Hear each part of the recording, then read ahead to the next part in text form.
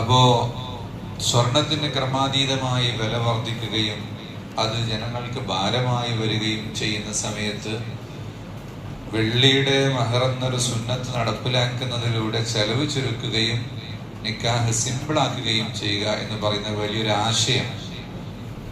നിക്കാഹ് മഹർ വരനാട് കൊടുക്കുന്നതെങ്കിലും വധുവിന്റെയും കുടുംബത്തിന്റെയും ഒരു റിളയാണ് ഈ വിഷയത്തിൽ അങ്ങനെ ചെയ്യാൻ വേണ്ടി സാധിക്കുന്നത്. ഞാൻ എൻ്റെ മകൾക്കും വെള്ളി നിക്കാഹ് സ്വീകരിച്ചുകൊണ്ടാണ് നിക്കാഹ് ചെയ്തു കൊടുത്തത്.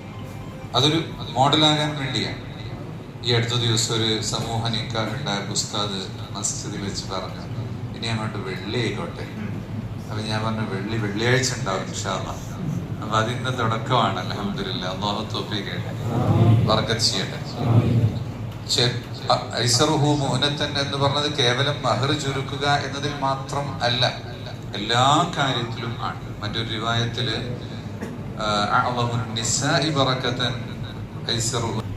സ്ത്രീകളുടെ കൂട്ടത്തിൽ ഏറ്റവും ബറക്കത്തുള്ള സ്ത്രീകളും ചെലവ് ചുരുക്കിയ ജീവിതം ഇഷ്ടപ്പെടുന്ന സ്ത്രീയാണ് എന്നും വന്നിട്ടുണ്ട്.